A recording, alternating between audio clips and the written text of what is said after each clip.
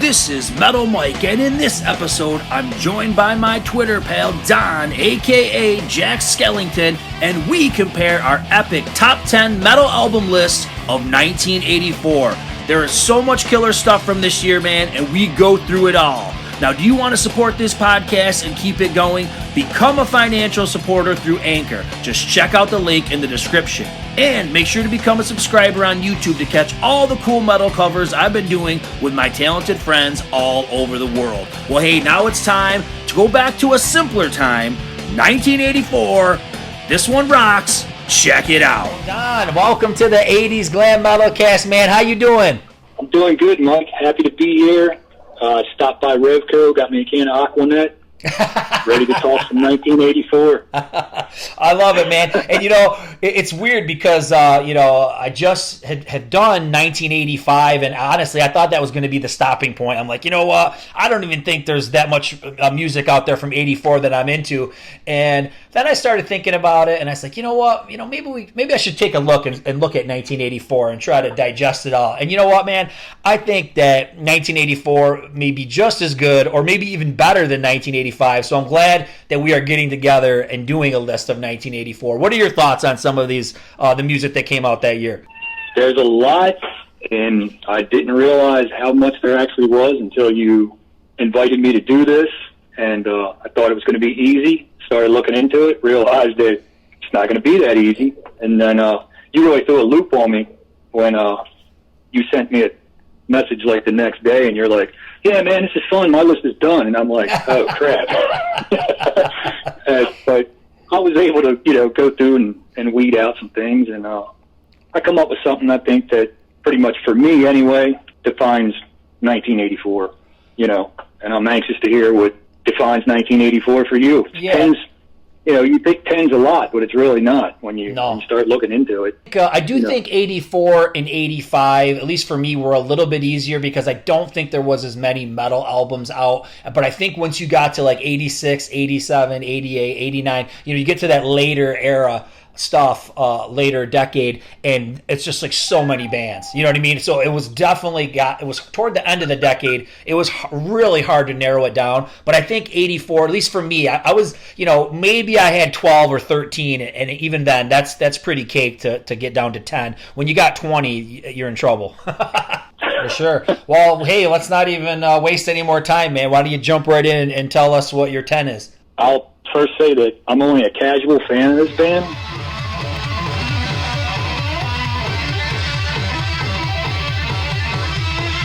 But in 1984, Van Halen put out 1984, so got to give that album credit, man. It was like the soundtrack of high school for me. It wasn't the Van Halen that came previous, but it changed a lot of things, and being the last record with Dave and all, it's a pretty big deal for 1984 as far as I'm concerned. Yeah, I think so too, and strangely enough, this was on my list, and then I think based on our conversations, like what do we still really love today that we liked back then? And this is an album I just don't go back to that much. I've never been a huge Van Halen fan. I definitely like this album a lot, but I probably like the debut better. I like Diver Down better, and there's different albums that I like throughout their career better than this one, and I don't ever really circle back to it. But this was probably my gateway to like hard rock, heavy metal, hair metal, whatever you want to call it, because like I said, I remember those videos. I remember, Panama, Hot for Teacher, Jump, and I remember going to a roller rink and they used to put them on a projector and projected them out on the wall. So this is like early gateway stuff, but like I said, not something I circle back to. Got a ton of respect for it. I know it's great stuff. It's just I just don't listen to this album like ever. so it was on there, and then something else knocked it off. So it's not on my list. So yeah, it actually wasn't gonna be my number 10, and I had a couple other things that it was in competition with, and I just thought, I'm like you. I'm a casual fan of the band. I never wanted to.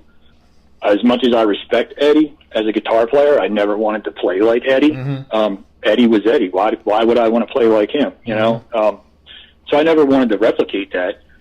But like you said, the videos, the radio still. If you turn on regular radio, you'll hear Panama, Hot for Teacher. Still hear these things. So Oh, yeah. I don't actually get out the CD and put it on to listen to it, but I still hear it. I still listen to Jump. If it comes on the radio, I don't change it. Mm-hmm. It's kind of a nostalgia thing. So that's that. What's your number 10? Come on.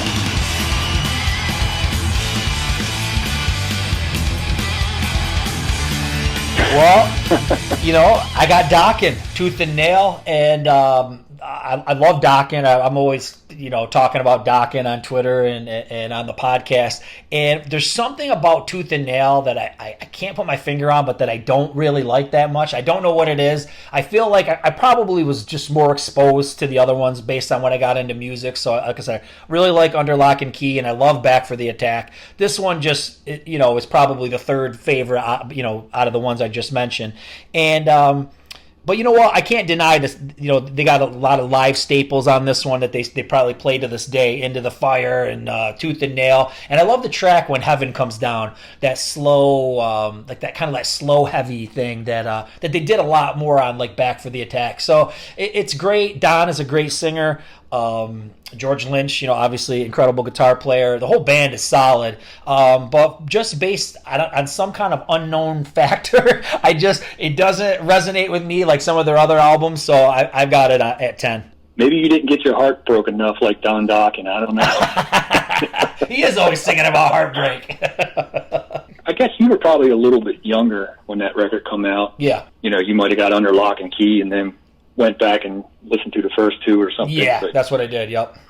We'll be talking about them again. Oh, okay. All right. I got you. Don, what's your number 9? Twisted Sister, obviously. Mike Williams in here. How you guys doing? How's JJ French over here? AJ Perro, Eddie Fingers Ojeda, Martiano Mendoza, and this is D. Snyder. Number 9, I didn't have any problem with like my top 3 or 4. It was just the bottom end. But I got Stay Hungry, man. D and Twisted Sister. Nice. Like you were saying about, did it stand the test of time? Certain songs didn't. At the time, yeah. I kind of, Kiss Rock and Roll All Night. Twisted Sister, We're Not Gonna Take It. It was like, yeah. I was 14, man. It was, when you're 14, you're coming from junior high school where you're like at the top of the class, and then you go to high school and you're like, starting all over here at the bottom. Bands like that had songs like that where you could kind of raise your fist and, be rebellious. And I don't really listen to I Want to Rock and We're Not Going to Take It. No. But I do like other songs on the record now that I do listen to more. The Price is one of my favorite Twisted Sister songs. Don't Let Me Down is like a sneak, I don't know if you want to call it a deep cut or whatever, but I just think it's a cool song for what it is. Geez, Burning Hell. Oh, yeah, that's a great one. It's a great album. I still listen to it. Like I said, I might skip over 2 songs, but the rest of it, I still let it roll. Yeah, it's definitely, I won't say a ton about it because it's going to pop up on my list. But it's undeniable. I mean, it's definitely their best album. I don't really care what anybody says. I mean, it wouldn't have been as big as it was if it wasn't as great as it was, and it was at the right time. There's a lot of things that make it what it is. Like I said, it's the image, the sound, the MTV, the whole 9 yards. So it's a classic, and it's definitely, I believe it's their best album. I think most people would agree to that point. And no, it's great stuff. But I'm gonna leave it. I'm gonna hold now. I'm gonna hold. I won't say any more. And I'm gonna jump to my number 9, which is gonna be very shocking for people that it's this low. But for some reason, me and this album lately are just on the outs. Man, I'll tell you something. You got a lot to be proud of. This place looks like a damn zoo. Let me hear all the animals. And it's Kiss, Animalize. And Knew it. my favorite band, but man, I don't know. Like, I used to like this album a lot more when I was a kid, and nowadays, like, I don't know. I can go back to Asylum and think, man, Asylum's great. I love listening to Asylum, but I don't love listening to this album. And I think the biggest problem is with Gene Simmons, because Gene is my favorite guy in Kiss, and when Gene's on, I feel like Kiss is on. And when Gene's off, then we got a problem. We've got like a one-sided album, or we got half of an album that's decent, and that's kind of where I'm at with Animalize. Of course, there's great songs. I've Had Enough, Into the Fire is awesome. Thrills in the Night is great. To Mark St. John, I believe today is actually the anniversary of his passing, so I don't want to rag on the guy. He definitely had talent, but I've got to say, some of these solos, they don't fit with Kiss, in my opinion. They're just kind of like a lot of blah, blah, blah, that kind of stuff, and I don't know. It's just, there's some of the dive bombs and stuff like that sound pretty cool, and it fits. It kind of gives it that vibe, like that 84, 80s Kiss metal vibe. But I don't know. It's just his playing is almost a lot of ways like Vinnie Vincent, the direction he went when he went solo. Just a lot of nonsense. It doesn't really fit the songs. I do believe that Paul and Eric Carr are the MVPs on the album. And Gene, man, I mean, Burn Bitch Burn is okay, right? It's pretty cheesy, but at least it's kind of a classic. But I'm telling you, some of those other tracks, the structure of it's cool, it's different. Yeah, but like tracks like While the City Sleeps and Murder in High Heels, they're just like, to me, they're crap. They're just throwaways. I don't like them, and I don't even know if some of Paul's stuff is really that great either. When I go back, I used to love like Get All You Can Take. But when I go back and listen to it, I don't know, man. It just feels like a carbon copy of Keep Me Coming or something. I don't. It just doesn't do anything for me. So, the last thing I'll say about it, the thing that makes it for me is Animalize Live Uncensored. The whole vibe of like that concert and like the concert video, the fast-paced songs, like that makes Animalize good, and especially those two dorks that do the motions in the beginning, right? That you're always posting their pictures. Those guys, they're legends. Those kids with the Kiss shirts on at the beginning of the video. But it's just like Animalize Live and Animalize Live and Uncensored saved Animalize. Right. Right. So that's why I kind of like Under the Gun and some of those songs, because they played them, on that show. So once again, Animalize Live, Uncensored, great video, cool era, but to go back to and listen to that album all the time and really enjoy it, no. No, I'm with you. I feel your pain being a Kiss fan. You wanna have them at the forefront and at the top of every list, but doesn't always happen. No. You can't. You got to be honest with yourself sometimes, even Kiss fans. That's true. We take a lot. We deal with a lot of cheese and a lot of crap from these guys. But I gotta give some punishment to Animalize. It's down there a little bit. How about your 8? So for me, number 8 is Power Slave, Iron Maiden. Mm-hmm. The album comes in hot, man. It's like, I wasn't even finished with Peace of Mind, and like they dropped this thing with, Aces High, 2 Minutes to Midnight, Flash of the Blade. I mean, like I said, the album just as soon as you put it on, it's just like, it's there, man. It hits the ground running. It's like I said, coming off of Peace of Mind and right into this, it's just a great record. And some of the lyrics, looking back now, if I'm sitting at a red light and I'm cranking it out, and then you're talking about killing unborn in the womb and stuff, I feel kind of weird about it, but it is what it is. So, don't judge me. Well, they're great storytellers too. I think they're always telling stories, and strangely enough, okay, so I don't post a lot about Maiden. I don't ever talk a lot on the podcast about Maiden, but I am a big Maiden fan, and this is another one of those albums, almost very similar to Doc and Tooth and Nail, that I don't like, and I don't know why I don't like it, because I love Number of the Beast. I think that's probably their best album. I love Peace of Mind. I think that could be my second favorite album, and you would think that I would just love this album, and for some reason I don't, and I don't really know why. I like 2 Minutes to Midnight, and I like some of the songs that you've mentioned, but for some reason this album just doesn't connect with me, and I love Somewhere in Time. I love that one, and I love Seven Son of... I mean, pretty much all their classic albums I'm a fan of, but for some reason, this is that one that just doesn't... I can't connect with. I don't even know why. So, I don't have this on my list, but my disclaimer is I do like Maiden. I like Maiden a lot, but I never got into this album for some reason. It happens, man. sometimes you can't explain it. Yeah, I don't really know what much more to say about that. It's the way it is. I always looked at it like you've got to go with like what sounds good to you, and you can't question it. Just like I said, just because I like Number of the Beast and Peace of Mind, but I don't like this one.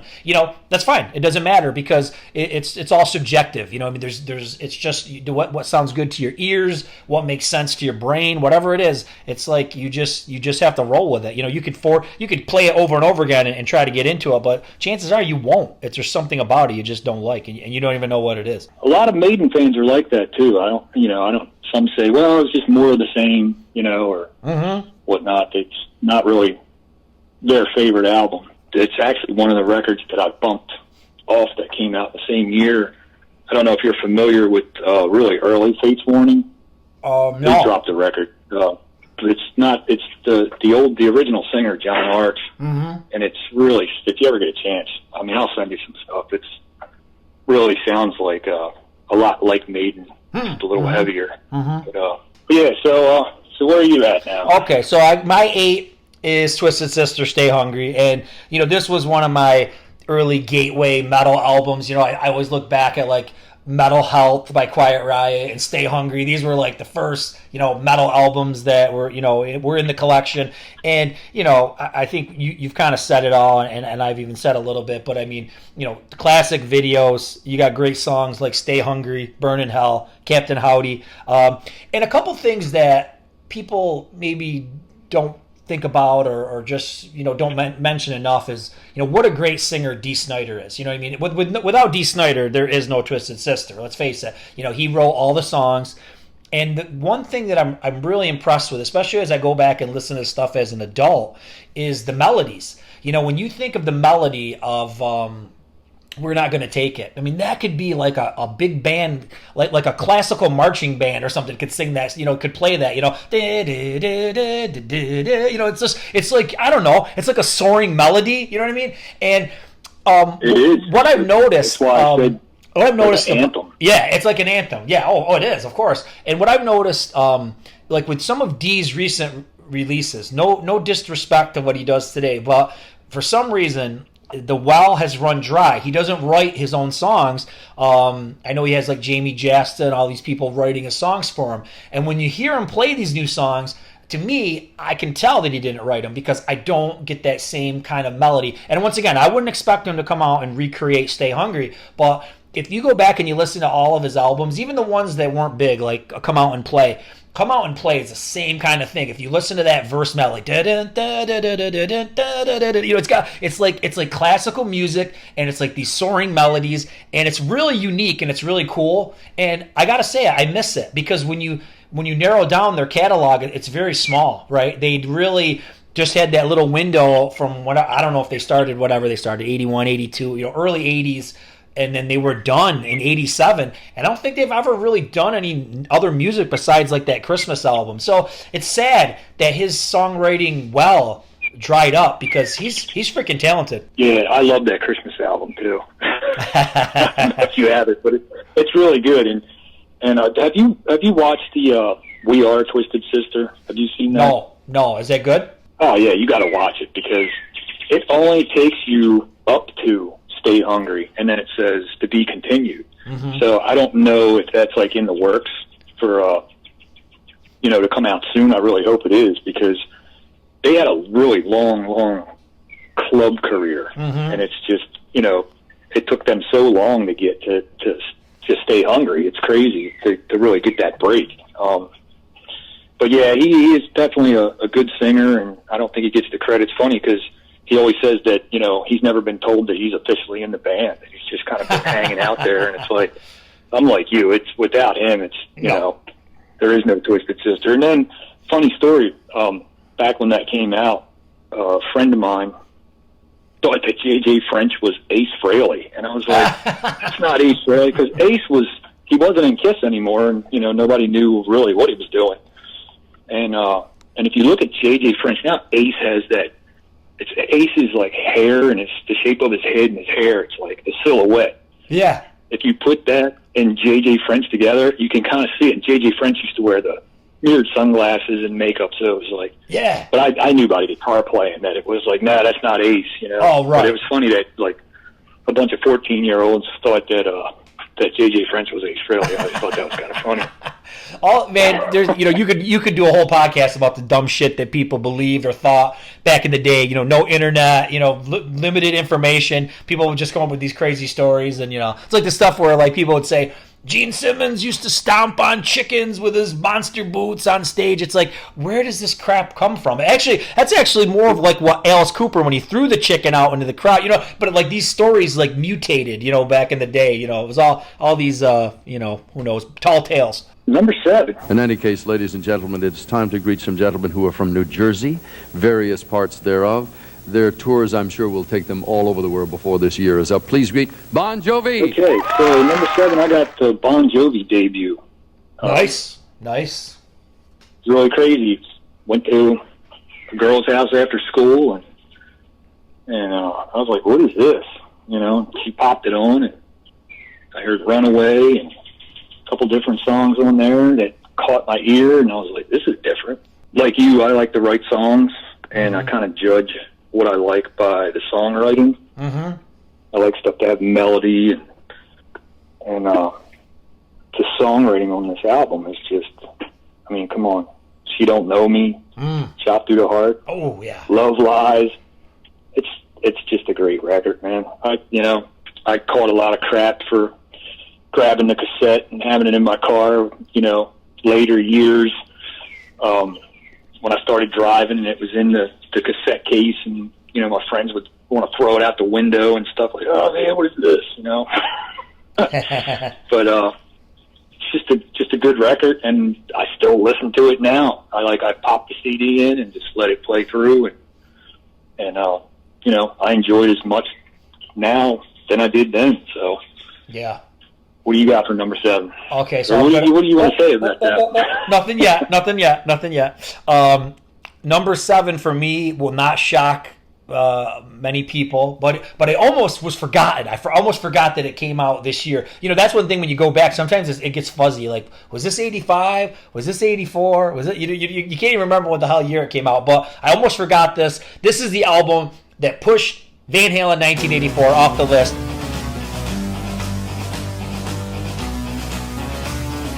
TNT, Knights of the New Thunder. So this was the album that I had to have on my list. Like I said, I almost forgot it. But the thing here with this album, TNT, they're not quite there. This is the first album with Tony Harnell. There may be one other album that was with the other singer before this. I've never even listened to that album, but it really starts with when Tony Harnell is in the band. And there's a lot of great moments, though. You know what I mean? There's still great songs. Seven Seas, Eddie, Break the Ice, Last Summer's Evil. And, before we started talking, I was listening to Lost Without Your Love.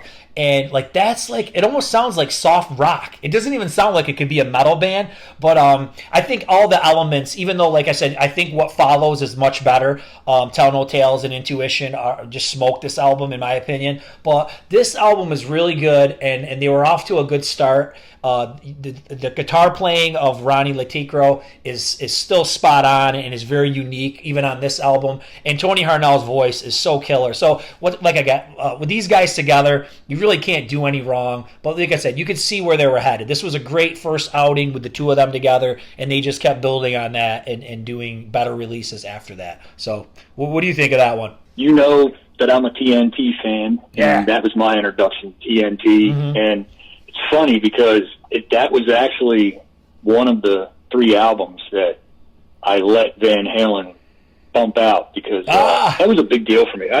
Not everybody knew about TNT, and I think they might have been a little bit ahead of their time. I think so. And the songs aren't for everybody, but like we were just saying about Bon Jovi record, I like a lot of melody, and it's like, come on, Last Summer's Evil. It's like, I play that for people, and they're like, I don't get it. And I'm like, this is just the structure of that song is just crazy. But it's a really catchy song. And like you said, Lost Without Your Love, Eddie, the story behind it, yeah, the creepiness of it. It's just, Break the Ice. One of my bands used to cover Break the Ice. Love Break the Ice. You know, the singer had to sing it falsetto, so it didn't really sound as great. The music was spot on. It was just the vocals. But, no, man, I'm a big fan of the record. I still listen to it. It should have been on my list, but, you know, I'm glad it's on yours. Nice. What do you got for 6? Number 6 is Judas Priest, Defenders of the Faith. Nice. It was a big deal back then for me, and it's a big deal now. I just like the record. It's not a favorite with Priest fans, but, you know, first song I ever heard off of it was Some Heads Are Gonna Roll. Love that song. Yeah, it's a great song. Free Will Burning, The Sentinel, Love Bites, Rock Hard, Ride Free. Judas Priest is probably next to Kiss, the band that I've ever seen live the most. Not really sure why. Opportunity, I guess. You already know that I was on the Fuel for Life tour at the show that they actually filmed that heavy metal parking lot. Yeah, nice. I think we talked about that before, yeah. But yeah, it's just a cool record. Like I said, I heard Some Heads Are Gonna Roll, and I was hooked from that point on, and it's up there with, as far as Priest records go for me, it's one of my favorites. What do you think of it? You know, it's funny. It's just an album that I don't go to a lot. Once again, I think it's because when I caught Priest, like I said, I got into music mostly in '86. So the first Priest album I ever got was Turbo, then Ram It Down, then Painkiller. So, you know, some of the ones before are fuzzy to me. Like I never got them. But all the songs you mentioned, I love all those songs. I've got the double disc Metalworks that has like all that, you know, a lot of the tracks that you mentioned on it. So I've also got some mixed CDs that have those songs on it. So I dig all the songs that you mentioned. I love Judas Priest, but I think for me, you know, for better or for worse, Priest kind of starts where I'm very familiar with the complete album, starting at that Turbo, and but no, that's a great album, and I love Judas Priest, so I can't fault you for that. It's just probably was a timing thing where I wasn't there for that, and I didn't ever go back to it. So it's something where I've maybe caught up with it more in recent years. But I love Priest, love him.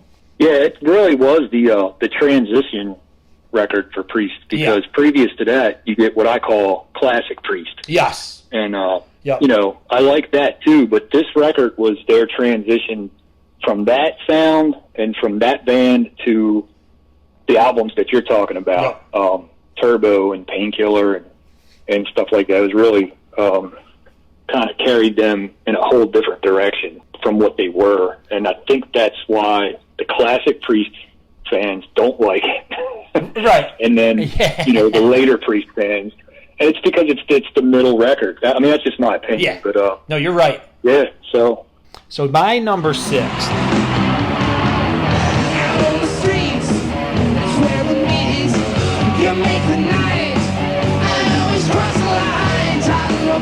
I'm going with Rat, Out of the Cellar.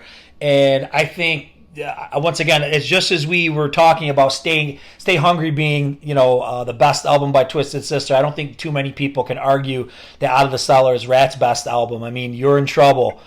I love Lack of Communication, man. It's such a cool riff with the gang vocals and everything about it. I don't ever get sick of Round and Round. That's a great song.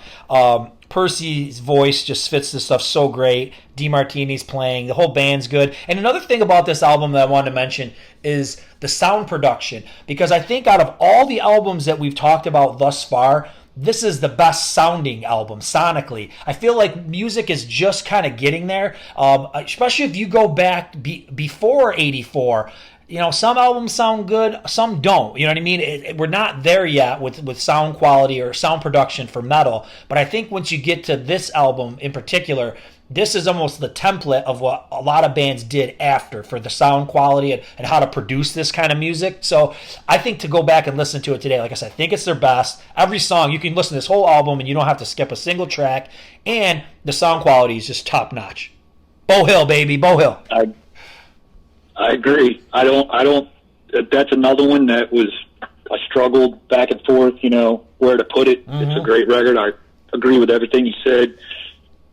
Sonically, I don't know what Warren was doing with his guitars at that time. I don't know if it's, the tuning or, some kind of, there's just something about that, like you said, it's just a really clear sound on the guitars, even his soloing stuff. And he's a real melodic player. So yes. It's, he can shred, but he shreds with melody, and that's important. It fits the songs. It adds melody to it. Like you said, best record that they've done. My number 5, which you've already talked about, is I really struggled with this because I'm a Kiss fan. You're a Kiss fan, but number 5.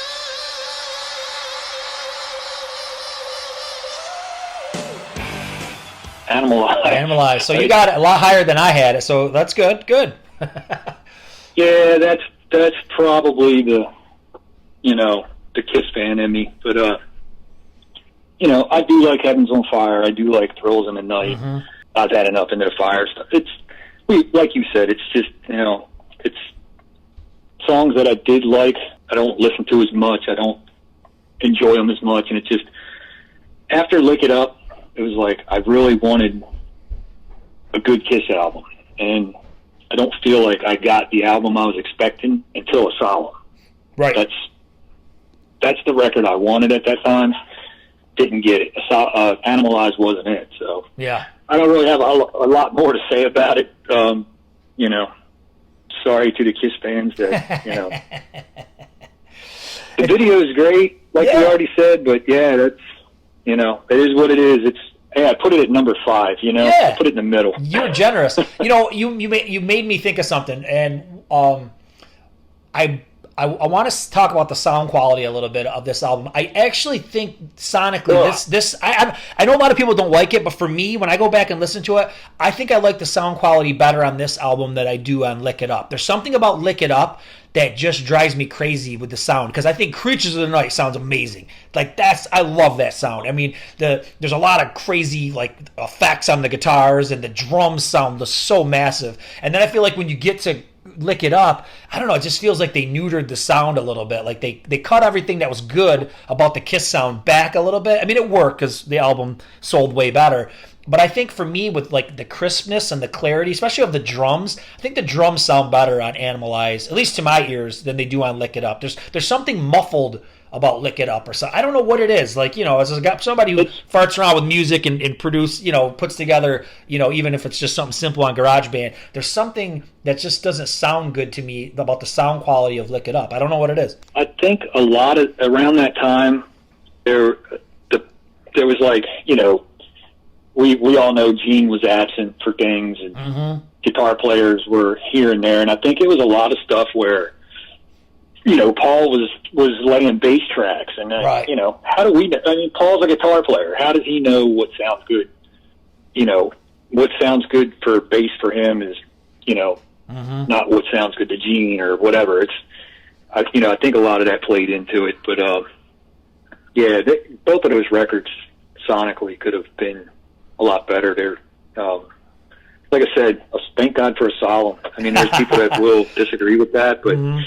I'm a fan. If it was 1985, that'd probably be on the, maybe number 1 or 80, at the top of my list. Yeah.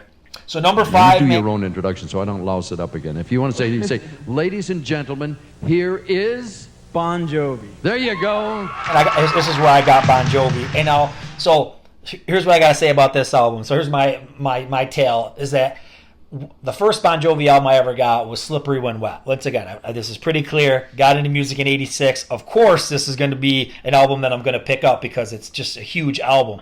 And as far back as I ever went was 7800 Fahrenheit. I never got this album. I want to say I might have heard Runaway back in that time period, and it was just really synth heavy. I don't know. Something about it just didn't register with me, and I avoided this album for years and years and years like the plague. I just never listened to it. Didn't want anything to do with it. I don't even know why. So I want to say maybe 8 to 10 years ago, I actually had a vehicle that had a tape deck in it. And I'm proud of that, okay? So somebody must have gave me this tape, or I bought this tape at a used shop. I don't know how the hell I even had this tape. But I started listening to this in my car because I think the cool thing about tapes, CDs, I mean, granted, hey, I get it. Right now, you can go in a car and there's none of this stuff. You just have a MP3 or you have Sirius or whatever. But back in the day, you know, if you had a CD, you would skip. So you'd listen to a little bit and you'd skip.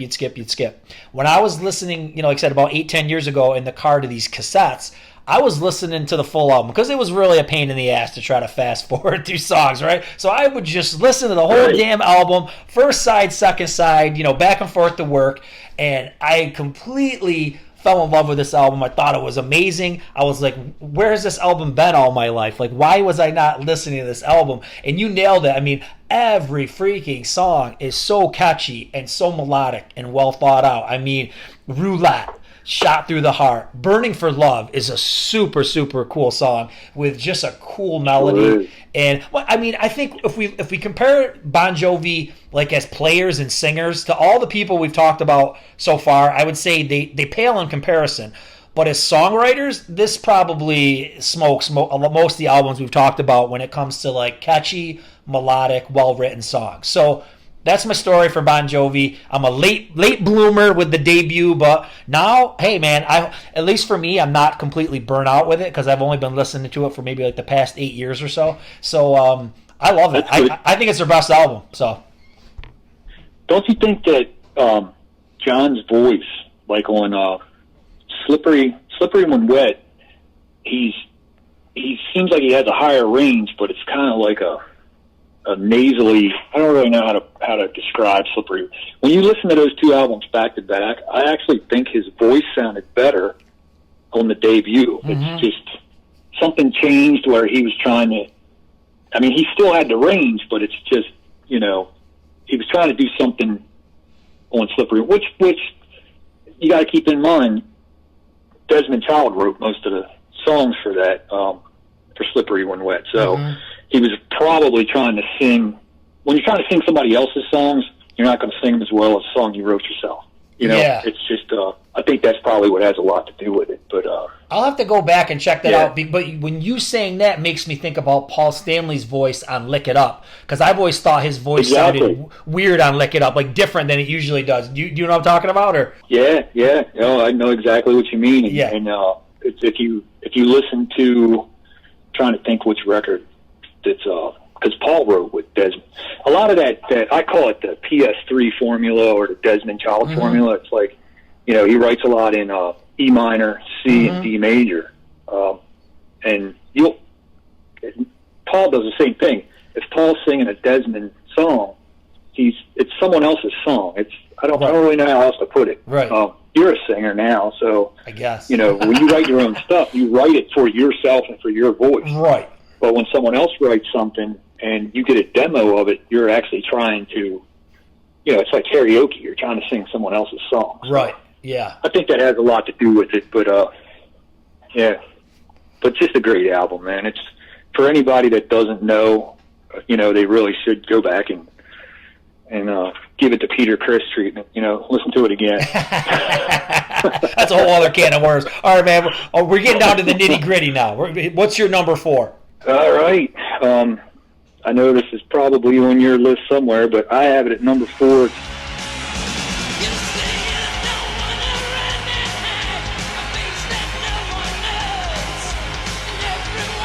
The Wasp debut.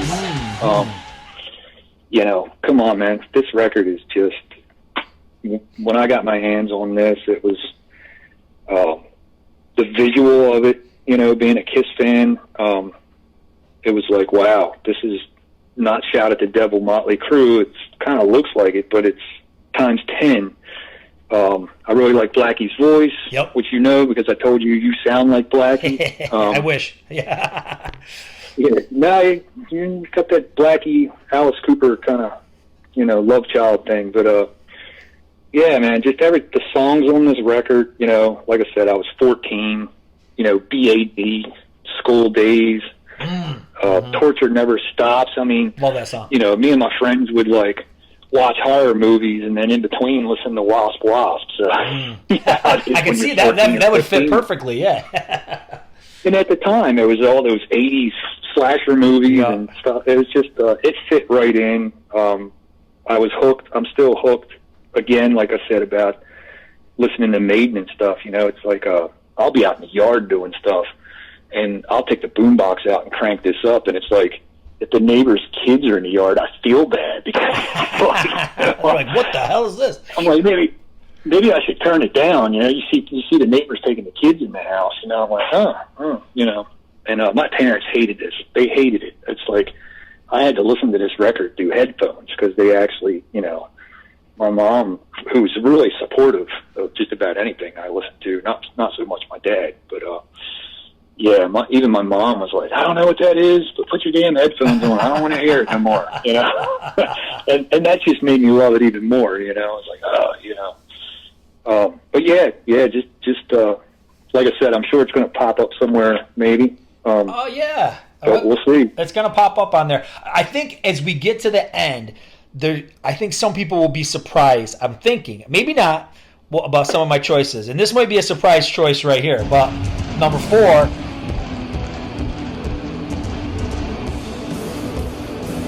I got Metallica, Ride the Lightning.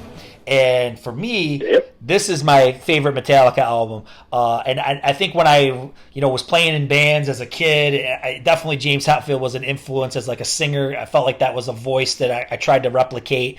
And, some of the cool things that they do on this album, I feel like, Kill 'Em All is cool. I like that because it's pretty simplistic for in the sense of Metallica. But I don't feel like they've got their own sound yet. I feel like they're replicating some of this British heavy metal sounds and whatnot. And when you get to this album, they're really coming into their own. And the cool thing is the whole album starts off, with the with Fight Fire with Fire, and you've got the classical or the clear guitar. And man, everybody ripped them off, after that. I mean, Annihilator did that. Testament did that. I mean, everybody took that from them. And what's cool about this album, I feel like they're coming into their own. They're getting a little more complicated, but the songs are still catchy. I mean, like, once again, you and I like those kind of hooks and those catchy songs, man. And like Escape, Trapped Under Ice, obviously For Whom the Bell Tolls. I mean, they're thrash metal, but they're actually pretty melodic, especially Escape, man. The chorus of Escape is wicked melodic. And you can't forget the sick bass work from Cliff Burton, on For Whom the Bell Tolls, and all the other tracks as well. So I love this album. Sonically, not their best. I feel like this is one of those albums that was exactly what we were just talking about a little while ago, where, if this had the sound quality of like the production of like Rat Out of the Cellar, if they had a little bit more budget money, I mean, this album would be just off the charts. But the material, the creativity, everything they had going on, man, I was loving it. Good choice, man. I'm glad you got it on your list because, like I said, it's one that I struggled with. I wanted it on there. I just didn't have enough spots to put it in. Escape, man. The hidden gem of that record. It really is. It's like that chorus. And it's it's like, come on, man, Creeping Death. It was to me. Okay, the other thing is, like in '84, I really wasn't aware. I was aware of it, but I wasn't aware of it because I wasn't into. That's not even thrash now, but back then it was. Right. Right. This record was definitely thrash back then, but what came later, it just was like really fast metal. It wasn't thrash, but for some reason I just didn't really get into it till like '85 or '86. But then I was full into it. Mm-hmm. Just a great record. Everybody's like, "Oh, Kill 'Em All was no, this is better than Kill 'Em All." Definitely. I won't say that I like it better than the follow up to it, but either my favorite or second favorite Metallica record. Mm-hmm. It's the one I listened to it over the Black Album. Yeah. There's a lot of people that's from that point on, I kind of start to lose interest. It's like for Metallica, I kind of wane away from it, but that's still definitely one that I'll listen to. So I'm glad you have it on yours because I didn't want to like not have it, but it just, like I said, you need 20 spots. Yeah. Oh, to do it all, really, for sure. To do it all, to really sum the year up. So now we're getting real serious here, man. 3 left. What do you got? What's your 3? I think my final 3 are really going to I know that you're going to have no interest in my number 3 because I know your feelings about this band. I know you only like one record by this band. I already know who it is. You only like that one. Yep, and you know what the one record is, and you know why you like that one record. But for me, it's Deep Purple's "Perfect Strangers."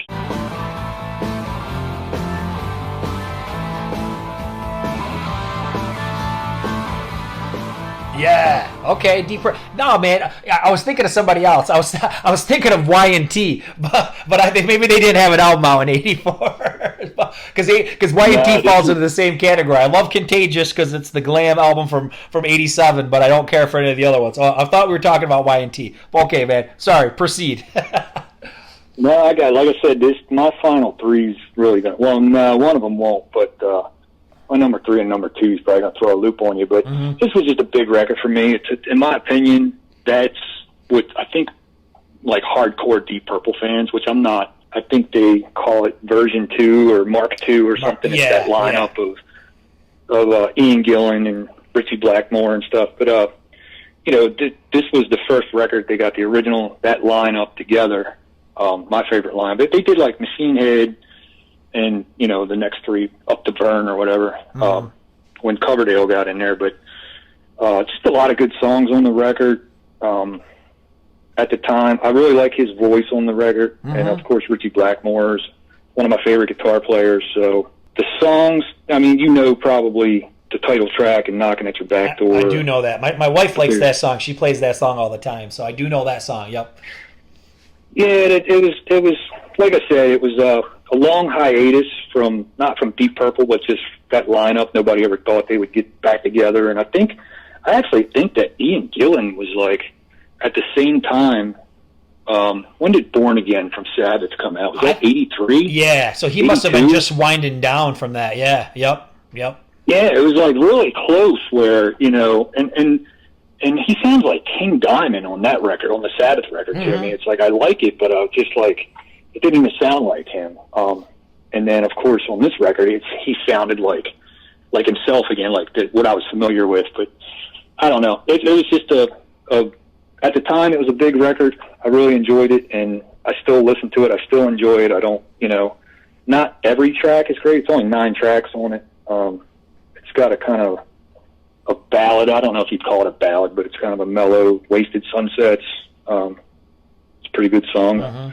If you ever get a chance, give it a listen as an adult now and see what you think of it. You probably haven't heard it in a long time. Yeah, man. But what do you got at number 3? And one thing I want to say, I like 2 Deep Purple albums. I like Slaves and Masters, and I like Machine Head.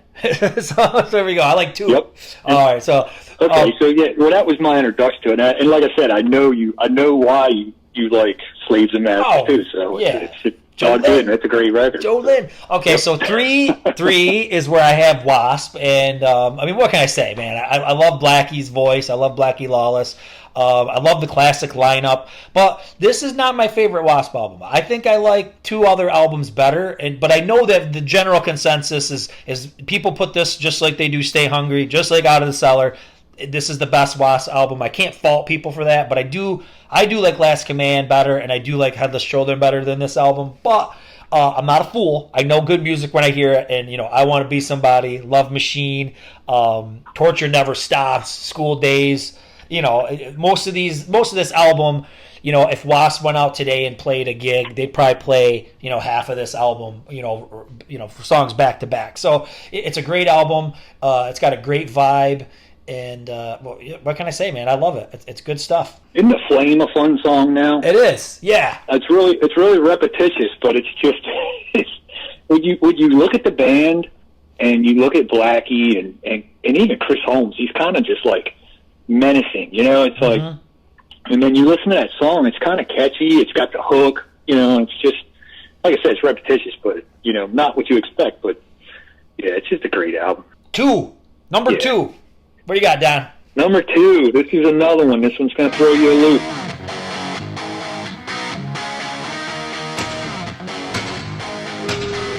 I got the Scorpions. Love at First Sting. All right. Okay. I love the Scorpions. Love them. Well, I think you probably like from the follow-up to this record, and I hear you talk about that. We talked about it before, but yeah, come on. One of the most people hate what you want to call power ballads or whatever. I don't like all of them. I don't like the later 80s where people were just kind of pushing them out there just because every record had to have one on it or whatever. But Still Loving You, man, come on, that's like, you just don't get any more of a power ballad than that song. But no, Rock You Like a Hurricane, some people are like, oh, I'm sick of that song, or Big City Nights. But in '84, I was just learning to play guitar and, getting into the more metal guitar stuff and something that wasn't Kiss.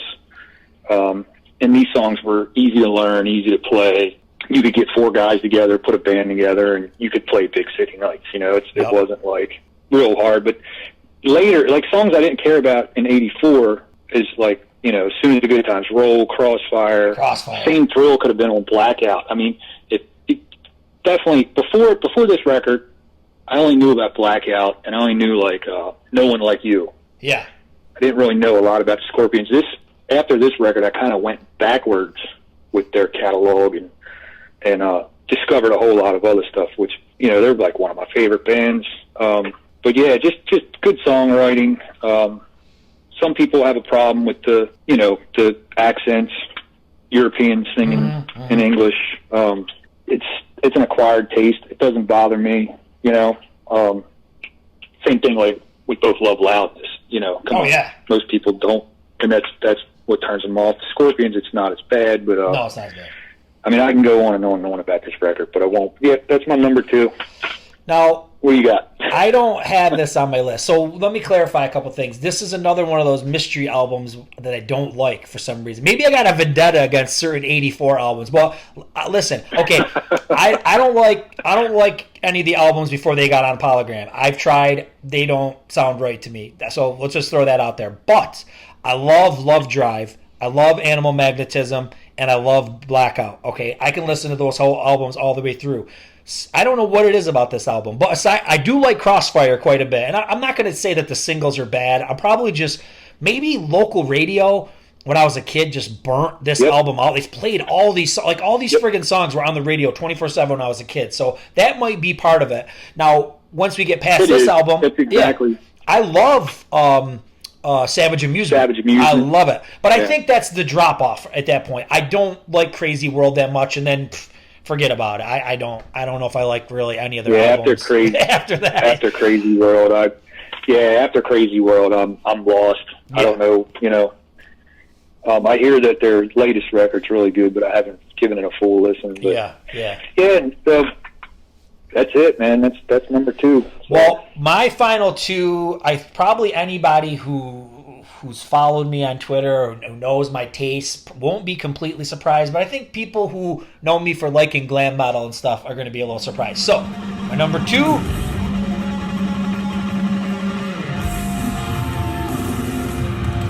is Manowar, Sign of the Hammer. All right, and I love... Now, Manowar... Okay, let's put this out there. Manowar has 2 albums released in 1984. I'm not huge into Hail to England. I don't even know if I feel like it's a real album. It feels like almost like an EP. It doesn't feel like a complete album. Some people swear by it. They love it. I think there's some definitely cool moments, but I look at this one. Who were you talking about? Oh, Priest. Okay, so you were talking about Priest with the Transition album, and I think Sign of the Hammer is the transition album for Manowar. So they kind of had like this darker, power metal, independent labels and all this kind of stuff from in the early '80s, and then Sign of the Hammer, they're on Virgin Records.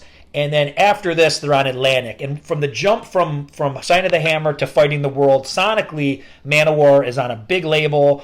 You can tell the sound quality is at a bigger budget. And I think sonically, Manowar really excel after this album. But this album kind of is the structure that a lot of the other Manowar albums follow. And Manowar, if you're not a Manowar fan, check out some of these songs because it's not exactly what you think it would be, and I'm going to explain some of that. Well, first, before I even get into the song topics and that they sing about, there's a lot of talent in this band, and if anyone's ever listened to Eric Adams, nobody can tell me that he's not an incredible singer. He sells these songs, and he makes Manowar, just like as we talked about with Dee Snider for Twisted Sister.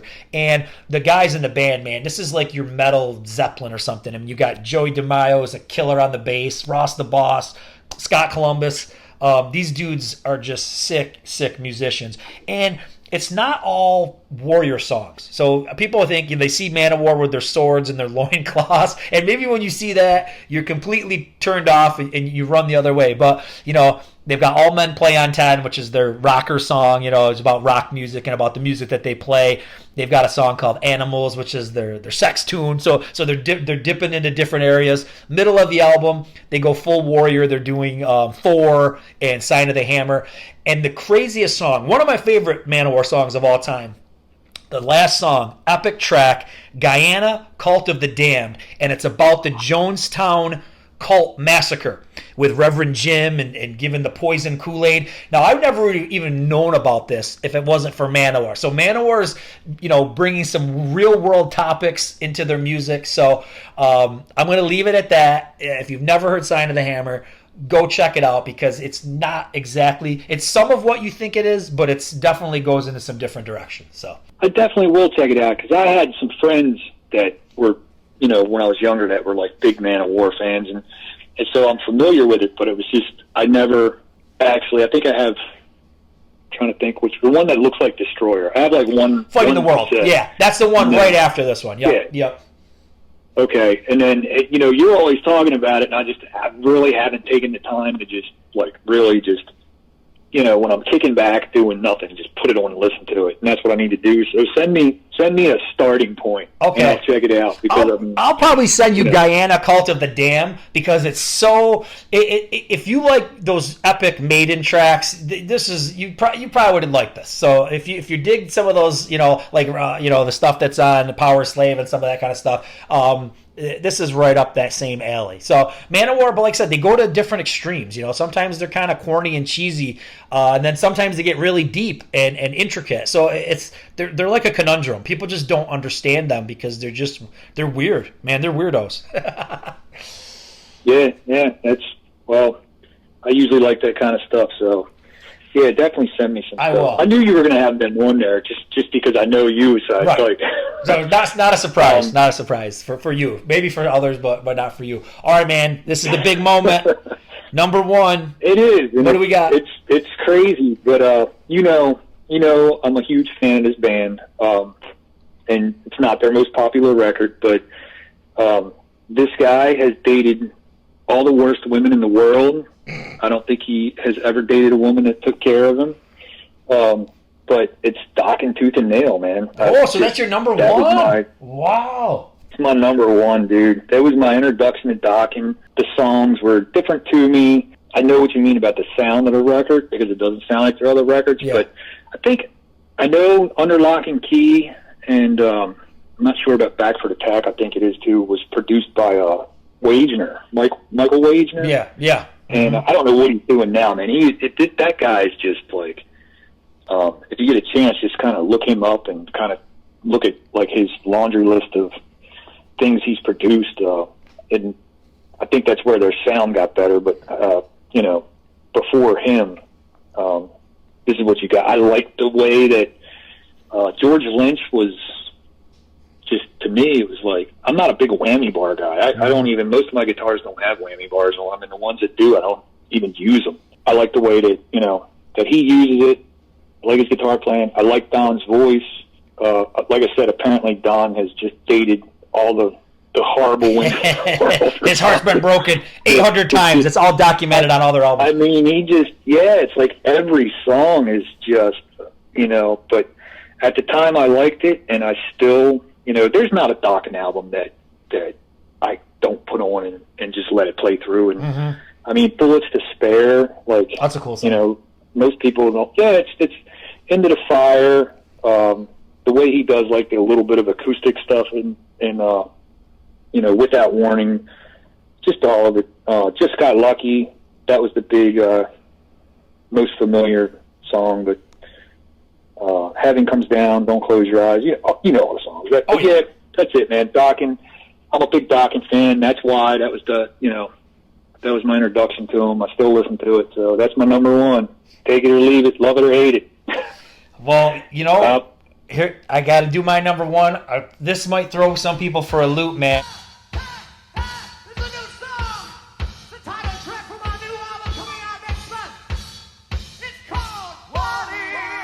but it's The Warning by Queensryche.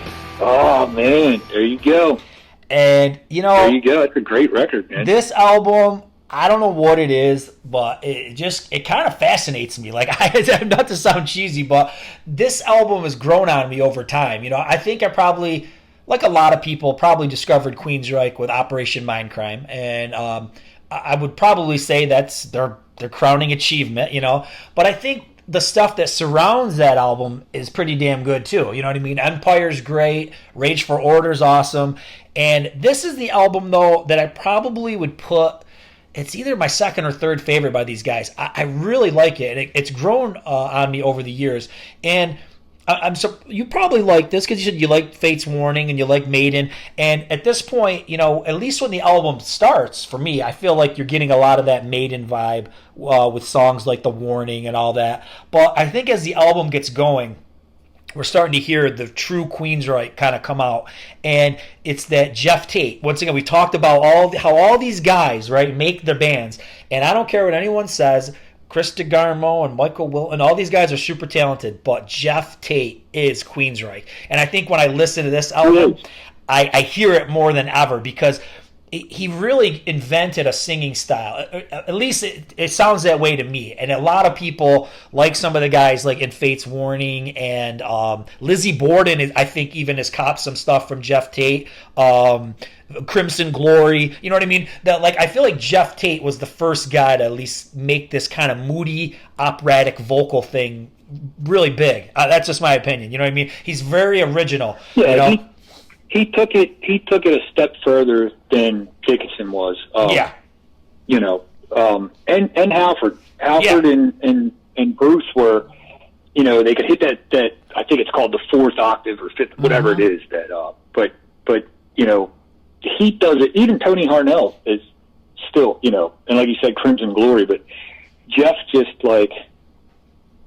He just does it in a different way, man. It's like he has so much control, and it's like he can go from a low range up to that. Like Take Hold of the Flame. That was one of the first songs that. I mean, the first. I think it was their EP, Queen of the Reich, was the first song I'd ever heard by him. I was like, what the hell is this? And then I actually had The Warning on my list and struggled with where to put it, but really I didn't. 84, I didn't really get into that until like 85, and I think it was because a friend of mine had it, and you know, and like I said, it just what's it? Before the Storm. Yeah, Before the Storm. Yeah, great song. Yeah. Okay, so the build up of that, when they're like, whoa, before the storm, whoa, it's like it builds up, and then the release on it, where you know, it's just crazy. Like, I know there's a lot of people that follow you and follow me on Twitter that are really into Rage for Order, which that's probably my favorite Queensryche. That's great. Record is Rage for Order, and then like you said, Operation Mindcrime. But I don't even know what The Warning's about. I've read the lyrics, I've listened to it. It's definitely some kind of concept, but I just don't. Yeah. What do you think that I mean, well, I guess you got to just leave it to interpretation. But. Well, I'm so glad that you're bringing this up because I have something about this written down that I wanted to mention. Okay, so when I interviewed him, when he was on the podcast, I asked him the same thing because when I listen to this album, I feel it's about something. Like it almost feels like, prime example, the song NM 156, where he's talking about emotions are the key, and it's almost like the machines are taking over. So I feel like that's a piece of it. So I don't know if there's just pockets of this that are like a themed thing, or is the whole thing a theme? And like the warning, you know, are they trying to give us a warning that machines could take over, computers could take over? I don't know, but I figured I'd ask the guy, right? The guy who wrote the songs.